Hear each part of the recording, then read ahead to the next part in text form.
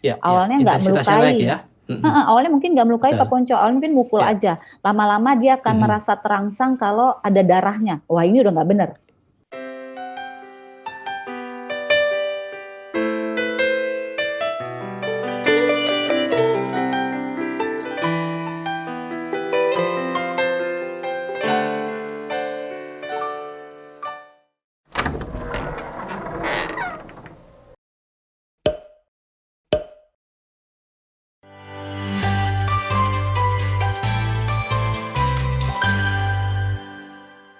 Nah, Mbak Intan, kita sampai pada satu studi kasus begitu ya. Pada episode kemarin itu saya menyampaikan kepada Sobat Harmoni, Mhm. judulnya adalah Sebelum Menutup Mata, Kutemukan Arjuna Lain Karena Suamiku Sadistis.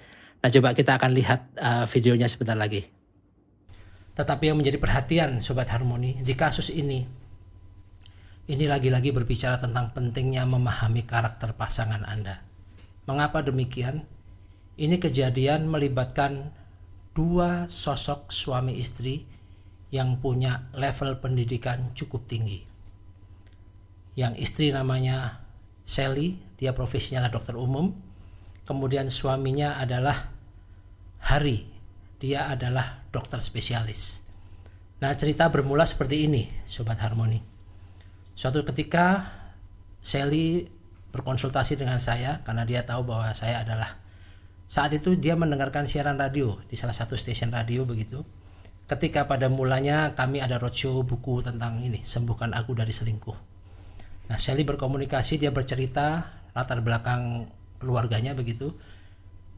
Dalam masa perjalanan pernikahan mereka dianugerahi dua putri ya, dua-duanya putri. Dan Sally ini adalah tipikal istri yang setia, kira-kira begitu. Nah, pada saat awal dia diskusi, saya belum melihat potensi atau epicentrum konfliknya ada di mana, kira-kira begitu.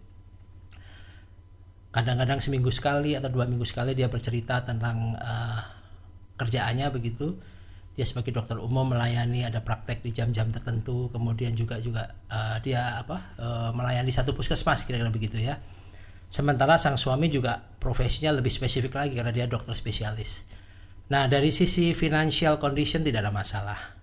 Dari sisi kebersamaan atau dari sisi gap tidak ada masalah karena mereka pada equal condition yang sama-sama seorang dokter ya. Anak-anak juga berpendidikan, saat itu masih SMP dan SMA kalau nggak salah. Nah, tetapi epicentrum muncul ketika suatu saat Sally berkata begini pada saya. Ketika diskusi dia bilang begini, Mas Ponco, saya pamit dulu, saya ada tugas negara. Kalau di benak Sobat Harmoni, kira-kira tugas negara dalam konteks pekerjaan dokter apa kira-kira? Mungkin Anda sependapat dengan saya bahwa Sally saat itu sedang kedatangan pasien yang membutuhkan perawatan darurat, kira-kira begitu ya. Saya bilang silakan Sally gitu kan. Nah, singkat cerita sampai mungkin 2-3 kali seperti itu dan durasinya selisih 15 hari kira-kira begitu. Sampai suatu ketika saya baru tahu what is the meaning of tugas negara itu. Tapi sebelum itu kita akan melihat kondisi dari sang suami ya. Suami dia yang Hari notabene adalah pribadi yang sangat ramah. Awalnya saya minta dia kirim foto dulu, coba dikirim fotonya Mas Garwo, saya bilang gitu. Kalau orang Jawa bilang Mas Garwo itu suami ya. Dia kirim, saya baca karakternya, oh ini pribadi yang baik, dia seorang family man ini. Dia orang yang sangat care terhadap keluarga dan kemudian dia sangat persuasif, bukan orang yang demanding. Dia orangnya lembut sebetulnya, kira-kira saya bilang begitu kan. Tetapi tiba-tiba dia menjawab begini, tidak semuanya benar Mas Ponco. Loh, ada apa? Saya bilang gitu kan. Ada sesuatu yang bahkan ibu saya pun saya tidak bisa cerita, dia bilang gitu. Nah, Sobat Harmoni, ketika klien atau seseorang berkata begitu, saya pada posisi menjaga etika konsultasi ya. Saya tidak akan pernah bertanya seperti apa sebelum Sally terbuka sama saya, kira-kira begitu. Dan singkat cerita dia bilang begini, pernah Mas Ponco, saya karena tidak nyaman, tidak kuat begitu, saya ngomong sama ibu saya. Kira-kira statementnya begini, Ibu, saya udah gak kuat lagi hidup rumah tangga dengan Mas Hari. Saya mau pisah ranjang dulu ibu, kira-kira begitu kan. Dan apa yang terjadi? Ibunya marah besar, kamu apa yang dicari?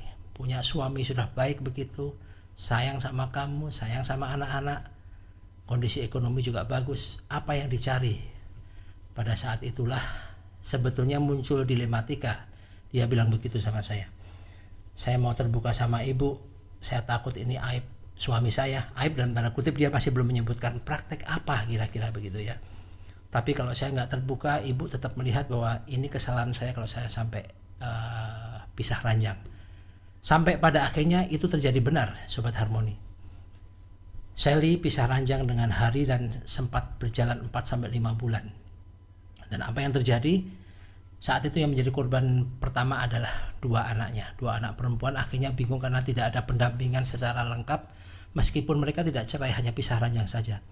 Akhirnya untuk yang kedua kali, kemarahan, saran-saran yang provokatif positif sebetulnya dari sang ibu dan mungkin kakak-kakak dan saudara-saudara dari Sally berkata, kamu mesti kembali pada suamimu, akan jadi apa keluargamu nanti, kamu dianggap orang yang tidak bisa bersyukur dan sebagainya. Karena saran dari orang tua itu akhirnya mereka rujuk kembali. Dan memang pada faktanya dalam tanda kutip tidak terjadi KDRT sebenarnya, dari sisi dipukul, ditendang dan sebagainya dalam keseharian berumah tangga dengan Hari, kira-kira begitu. Nah, detik tertentu suatu saat dia bilang begini sama saya, Mas Ponco, saya mau tugas negara lagi. Tapi itu belum jamnya nggak tetap, itu di jam 9 malam kira-kira begitu. Terus saya tanya, tugas negara maksudnya apa? Sally, saya bilang gitu kan. Akhirnya saat itu dia bercerita, saya mengalami sesuatu yang saya sendiri nggak tahu, Mas Ponco. Ternyata Sobat Harmoni, suami Sally ini mengalami deviasi perilaku, yakni seseorang yang sadomasokis. Saya langsung kaget pada saat itu. Apa benar itu, Sally? Saya tahunya setelah saya membaca literatur, Mas. Jadi ada uniknya nih, Sobat Harmoni. Sally meskipun dia pribadi yang lulus dari fakultas kedokteran dan dia menjadi dokter, tapi ketika dia menikah dengan Hari, mohon maaf, ketika memasuki intimasi begitu, dia pikir bahwa prosesi sadomasokis itu hal yang biasa yang dialami loh setiap pasangan suami istri. Mungkin Sobat Harmoni ada yang sudah tahu terminologi atau definisi dari sadomasokis begitu, tapi sebagai gambaran bahwa seseorang suami dalam konteks ini yang memiliki atribut sadomasokis adalah dia akan merasa puas atau mencapai klimaks untuk berpenetrasi ketika dia sudah melakukan nuansa dalam tanda kutip penyiksaan terhadap istri. Bisa berbentuk tamparan, bisa berbentuk cubitan, tapi yang ini khas, Sobat Harmoni. Kalau saya bisa bicarakan, mohon maaf, setiap mau melakukan prosesi, tetapi ini 15 hari sekali kalau nggak salah. Dalam tanda kutip, si Mas Hari ini akan melakukan penyiletan. Nah, Mbak Intan, buat saya ini satu kondisi konseling yang sangat tajam, impresif dan langka begitu, Mbak Intan ya. Singkat cerita kan ini ada dua sosok ya, antara si Sally dengan Hari. Dua-duanya educated person dan sebagainya. Nah, ini kalau saya melihat secara umum adalah bagaimana Sally ini berusaha untuk menutupi apapun karakter suami demi apa? Demi image bagus di luar, termasuk buat ibu kandungnya ya. Sampai akhirnya terjadi sesuatu yang tragis dan seperti yang dikisahkan dari episode ini bahwa perlakuan deviatif atau menyimpang dari suami yang menyebabkan dia sebetulnya tidak menikmati intimasi hubungan dan sebagainya, dan endingnya adalah dia meninggal. Mbak Intan melihatnya dari perspektif psikologi seperti apa ini? Sedih sih ngelihatnya ya, maksudnya bertahan dalam satu rumah tangga yang kita tahu ini nggak sehat gitu ya, Pak Ponco, ini kan sesuatu yang nggak mudah ya, tapi ini sekaligus kalau kita melihat satu case kita ambil pembelajarannya gitu ya, dan ini di ending juga sebenarnya Pak Ponco sudah mengatakan tadi ya di ending videonya gitu kan, bahwa sebenarnya sign-sign seseorang yang memiliki kelainan jiwa atau kelainan karakter itu sebenarnya udah terlihat dari masa pendekatan, ya kan? Pacaran ya, di masa pacaran ya? Iya, cuman karena masa pacaran kan semuanya serba indah. Jadi sign-sign itu tuh diabaikan sama kita. Jadi ini satu hal yang buat saya miris karena ketika sudah salah memilih, makanya tadi aku bilang pernikahan itu juggling kehidupannya luar biasa. Maka pastikan Iya pada iya iya. saat kita menikah ini, jangan mengabaikan sign-sign yang terlihat ketika masa Sudah pendekatan muncul atau ketika masa. masa pacaran? Ya, betul. Karena Pak Mhm. Ponco, untuk orang-orang yang memiliki perilaku, seksual menyimpang atau Iya. perilaku emosi yang di Mhm. luar batas normal, itu, Mhm. memang tidak terlihat secara kasat mata, Itu poinnya, tapi betul betul. akan Heeh. keluar di titik-titik tertentu. Taruhlah kalau Mhm kelainan mhm. emosi misalnya dia, tidak bisa me-manage emosinya. Kalau marah itu dia nggak sungkan ngebentak kita depan umum, itu udah sign. Oke. Oke, tanda yang bisa jadi pertimbangan ya? Jadi Mhm. pertimbangan dan jangan ragu gitu. Mhm mhm. Kalau sekali dia melakukan, kemudian dia nggak pernah melakukan, oke, mungkin pada saat itu dia kelepasan. Tapi Mhm kalau sudah mhm. ritmenya sekali, 2 kali, 3 kali, 4 Iya. kali, oke, kita perempuan atau laki-laki pun ya, ini boleh terjadi gitu ya. Iya iya. Kita tuh Betul betul. dikasih akal, maka kita harus smart. Jangan sampai perasaan ini menutupi akal kita. Karena yang terjadi adalah Iya iya. perasaan menutupi akal gitu kan. Lebih dominan ya perasaan ketimbang logic thinking. Mhm. Betul, dan ketika misalnya sudah ada sign dia suka memukul, kalau kesel. Aha. Kalau buat saya, kalau Mhm. udah ada kontak fisik ketika marah, tinggalin. Mhm. Apalagi kalau masih belum menikah. Oke, itu poinnya. Itu Betul poin betul. banget, karena Mhm mhm. kekerasan dalam Mhm. rumah tangga itu fasenya meningkat. Nggak ada fase Iya yang iya iya. ya mungkin awalnya ngedorong, kemudian Iya nampar, iya. kemudian Mhm. bisa Prosesnya ya? mencekik leher. Iya, Pukul. dan Oh, bukan iya nggak iya. mungkin Heeh. nyawa kita taruhannya. Ya, jadi Mhm ibaratnya mhm. kita kita berhenti jangan jadi superhero di area yang kita sendiri nggak akan mungkin menghadapi itu, gitu. Nah, balik Iya lagi ke iya case yang iya iya. ini, kan kalau Mhm. yang ini ketahuannya perilaku seksualnya yang menyimpang, ya Betul kan? betul. Dan ini Betul. ketahuannya pada saat menikah. Setelah Oke, pernikahan, betul. Mhm. setelah pernikahan kan? Oke, sekarang apa yang Mhm. harus dilakukan kalau kayak gitu? Yang pertama Ya, adalah. sebentar gini, Mbak Intan gini, saya coba, menyela dari sisi pertanyaan esensial. Tadi dari keterangan Mbak Intan memang benar, ketika ada perilaku-perilaku yang indikatif begitu, sebaiknya segera berkeputusan ketika masa pacaran kan. Karena Ya, dari perulangan sekali, 2 kali, 3 kali, kita sebagai kalau wanita udah perasaan jatuh cinta berjuta rasanya tinggalin dulu. Fakta ini ada ancaman laten begitu kan. Nah, betul. yang saya mau tanyakan sebelum Mbak jelasin adalah, Mhm. klien saya ini, dia merasakannya pas pernikahan, benar seperti Mbak bilang. Nah, perilaku menyimpang ini kan berarti pas masa pacaran tidak dimunculin sama si Ya, suaminya dia itu ya, munculnya betul. setelah pernikahan. Nah, ini mungkin pelajaran buat sobat harmoni juga, bagaimana mengantisipasi atau menghindari supaya hal-hal tersebut tidak terjadi. Karena seperti Mbak bilang tadi, saya setuju bahwa ini terjadinya di masa pernikahan. Nah, kalau pernikahan ternyata ada perilaku yang berbahaya, destruktif dan ujungnya ke nyawa juga kan. Nah, membacanya seperti apa? Apakah di masih pacaran juga bisa terbaca? Artinya begini, tadi Mbak bilang bahwa mungkin ada perilaku emosi yang meledak-ledak. Apakah ini bisa dimuarakan larinya ke penyimpangan perilaku seks di balik kamar begitu?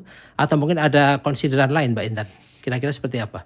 Jadi gini Pak Ponco, kalau untuk perilaku penyimpangan seksual itu memang tidak akan pernah ketahuan, selama dia tidak melakukan hubungan seksual, gitu kan. Jadi kelihatannya Iya pada iya saat itu. melakukan aktivitas itu.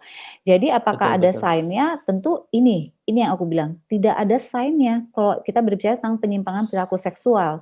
Karena bisa Ah hah jadi hah hah. orang yang terlihat kalem pun, dia memiliki perilaku, seksual menyimpang gitu. Jadi ini memang Iya, betul seperti, betul. hal yang kita ketahui setelah menikah, gitu ya. Kita nggak Jadi berbicara ada di nuansa orang. spekulatif juga? Ada nuansa spekulatif juga ya? Iya, Iya ada iya nuansa iya. seperti itu. Namun tentunya Pak Ponco, Mhm. biasanya memang kebanyakan, walaupun nggak semua ya, kita berbicara ini kasus Mhm. kebanyakan gitu ya. Iya. Memang ada momen-momen yang mereka terlihat sebenarnya aneh. Ah Jadi hah. misal contoh misalnya sama binatang gitu ya, lagi makan, terus kucing kan kadang keliaran gitu ya kalau kita makan di pinggir jalan ya, Oke. terus Mhm. dia tendang aja dan nggak ada rasa. Ah hah hah hah. Oke. Nah, sebenarnya kita bisa lihat juga nih, harusnya kan kalau orang normal paling "hus hus" gitu ya, gitu. Dia Iya nendang iya, tidak perlu dan sampai dia nggak. nendang ya, mhm. Ya, dia nendang dan dia merasa nggak ada masalah dengan saya nendang, emang kenapa gitu, Tidak dingin ada yang aja. salah ya? Mhm Iya. mhm Nah, mhm. mungkin perilaku-perilaku ini bisa kita lihat memang belum tentu dia ada perilaku seksual menyimpang, tapi kita bisa Oke. lihat, oh, dia bisa kasar ya sama hewan yang Mhm sebenarnya mhm. nggak perlu dikasari dan kasarnya tuh Iya. bener-bener yang like 5 detik tapi kita kayak ada sign gitu loh, kok aneh ya harusnya Dan nggak kita perlu kayak syok ya gitu. melihat ya, oh seperti ini gitu ya? Heeh. Nah, Mhm. kalau ada hal-hal kayak gini, ini jangan diabaikan. Percaya deh, kita Oke. diciptakan tuh sebegitu sempurna ya, Pak Ponco ya, dari mulai Ya, ya. akal sampai ke ujung kaki kita gitu.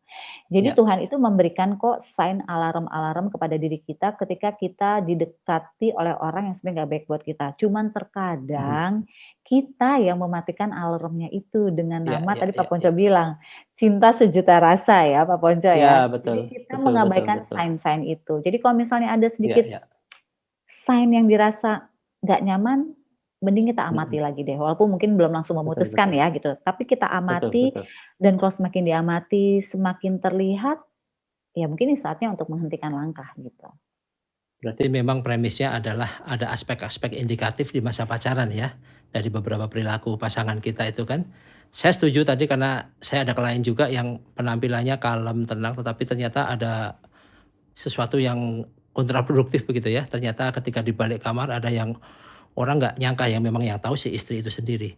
Tetapi balik lagi ke saran Mbak Intan tadi kan, kita dikasih hikmat, wisdom untuk bisa membedakan, jangan cuman perasaan yang dominan. Ketika kita seperti kalau kita mau beli barang dan sebagainya, pilih sesuatu yang tidak hanya harga murah tetapi kualitas dan sebagainya. Kira-kira begitu ya analoginya. Nah, dalam hal memilih pasangan mungkin sama. Makanya kalau kita analogi di tempat kerja begitu ya, kan ada probation 3 bulan. Karena ketika wawancara kan yang muncul knowledge dan skill kan, pengalaman kerja dan sebagainya luar biasa. Makanya rekrutmen akan bilang 3 bulan gua lihat dulu. Ternyata soft skill-nya kelihatan, tidak disiplin mungkin, tidak bisa kerja sama di dalam tim dan sebagainya. Nah, mungkin analoginya sama Mbak Intan ya, bahwa berarti masa pacaran penting nih Mbak Intan. Masa pacaran sangat penting ya. Jadi bukan cuman, senang malam mingguan ya Pak Ponco ya, tapi justru di Itu sini, dia, ya.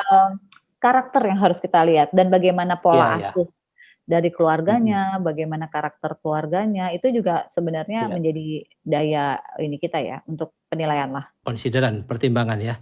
Nah, Sobat Harmoni, ini satu edifikasi bahwa memang pengenalan karakter itu teramat sangat penting. Mungkin harta banyak, bisnis luar biasa berjalan dengan baik, tetapi ketika karakternya tidak kondusif begitu, makanya ini akan menjadi bumerang ketika Anda nanti masuk di dalam pernikahan.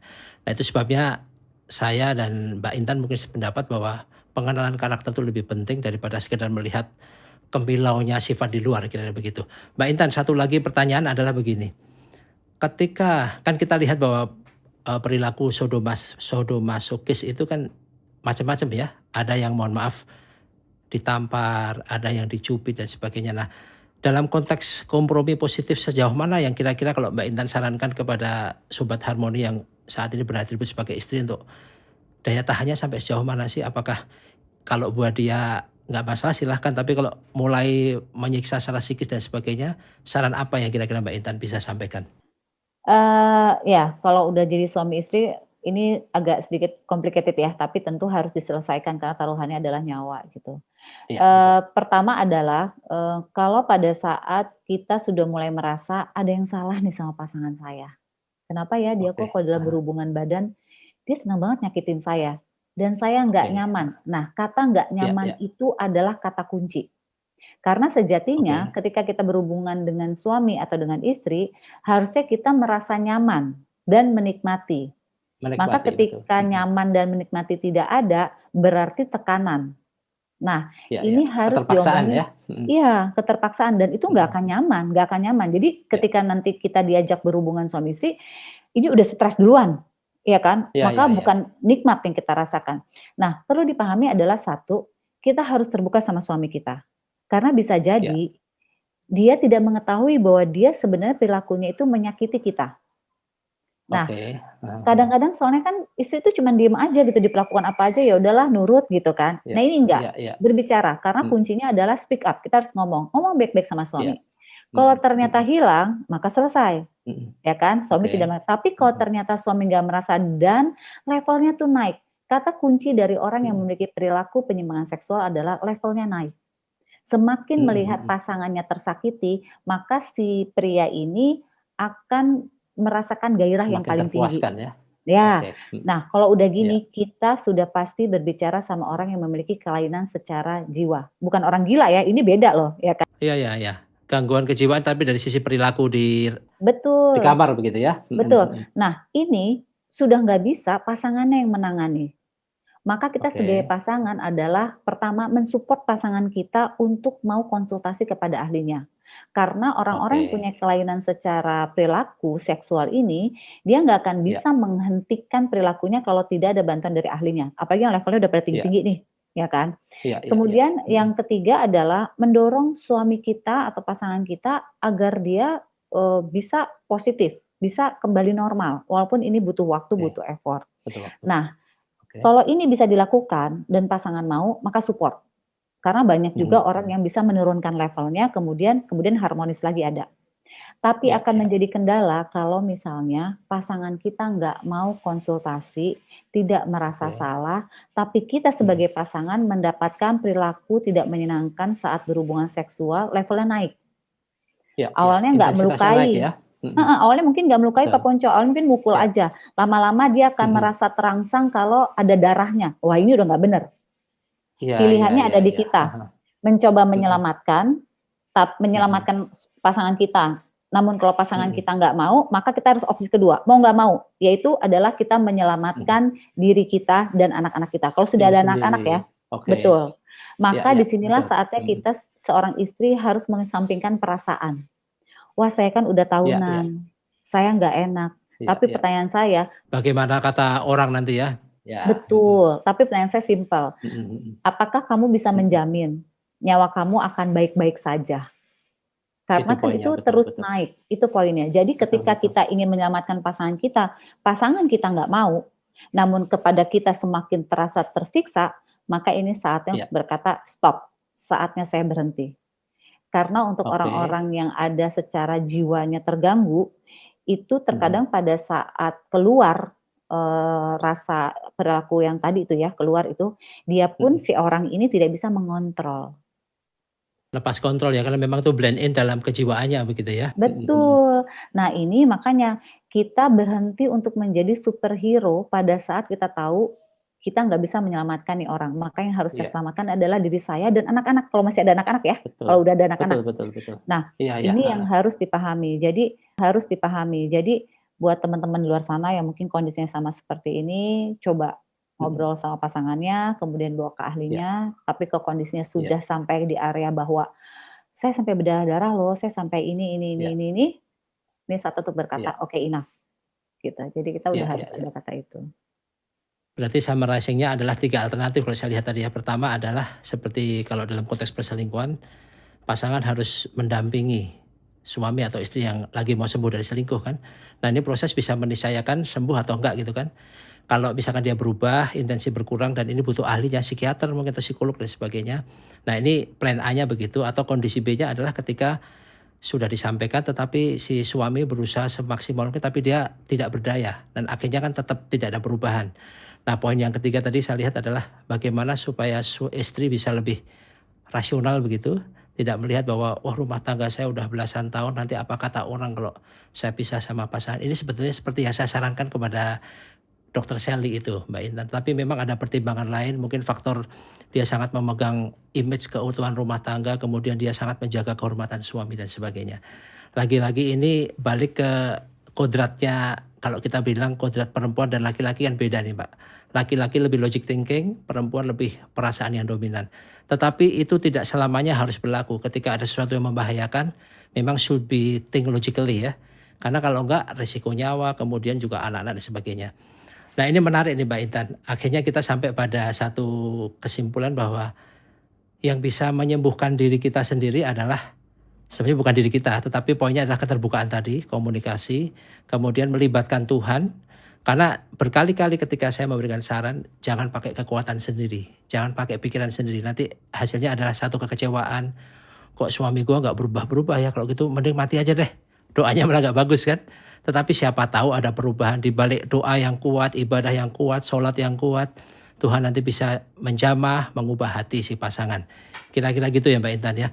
Nah sebagai pesan penutup apa kira-kira overall message dari seorang Intan Erlita, seorang host, kemudian psikolog dan pemilik Hijrah Coach untuk berbagai segmen Sobat Harmoni, pesannya apa kira-kira? Silakan Mbak Intan. Iya, buat saya adalah pernikahan itu adalah suatu gift gitu. Jadi sesuatu Oke. yang sangat indah sebetulnya gitu. Pada saat kita mengatakan Ya, siap dinikahi atau siap menikahi seseorang gitu kan, artinya kita sudah ya, memilih orang itu akan menemani kita seumur hidup kita.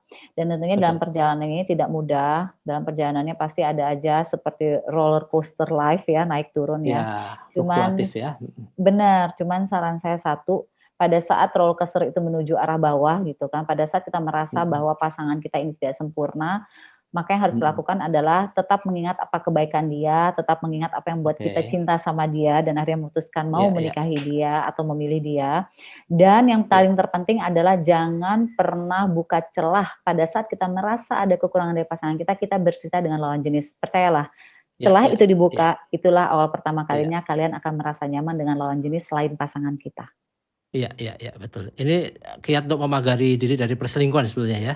Betul kan awalnya curhat ya Ya, Pak betul, Ponco? betul. Coba Pak Ponco gimana yang Betul, sering betul. konsultasi? Betul, betul. Karena ketika kita buka celah dikit awalnya seperti saya bilang, fase praselingkuh itu kan ngobrol. Jadi kalau teorinya perempuan tuh kan setiap hari butuh kuota 5.000 kata kalau nggak salah. Harus Iya dengerin kan. betul, betul. Suami harus dengerin aja, udah nggak usah komplain, istri cerita, oh iya, oke, oh gitu, gitu aja kan. Begitu Ya 5.000 betul. kata selesai, bisa tidur itu kan. Tapi kalau tidak didengerin, akan larinya ke pribadi lain yang mungkin tidak lebih ganteng atau tampan dari suaminya gitu Mbak Intan ya. Betul sekali Pak Baik Mbak Ponco. Intan, saya sangat berterima kasih untuk kesempatan hari ini. Di balik kamar kita bisa bersekondan untuk berdiskusi dari sudut pandang seorang psikolog maupun saya sebagai pengamat perilaku. Harapannya mungkin bagi Sobat Harmoni Anda bisa mendapatkan sightseeing value atau pelajaran berharga bagaimana Anda bisa memagari rumah tangga dengan kesetiaan. Gitu kira-kira Mbak Intan, saya berharap nanti kita masih bisa bekerja sama Siap Pak supaya Ponco. kami dapat inspirasi yang lebih untuk kasus-kasus yang lain. Ya. Sukses buat hijrah coachnya dan tetap semangat Mbak Intan. Terima kasih. Terima kasih Baik Pak Sobat Ponco. Harmoni. Ya, terima kasih Mbak Intan. Kita sampai pada perenungan bahwa memang pasangan yang disediakan Tuhan atau ketika kita sudah menikah kita harus terima kelebihan dan kekurangan. Sekali lagi, menikahi pribadi yang Anda cintai itu satu hal yang mudah untuk dilakukan. Tetapi ketika Anda harus tetap mencintai pribadi yang sudah Anda nikahi, ini butuh kesetiaan dan komitmen. Saya Alfonso de Ponco, salam harmoni. Sobat Harmoni, agar program di balik kamar ini bisa berkembang, sukses dan lebih kreatif lagi, jangan lupa subscribe, like, and share. Ojo lali ya.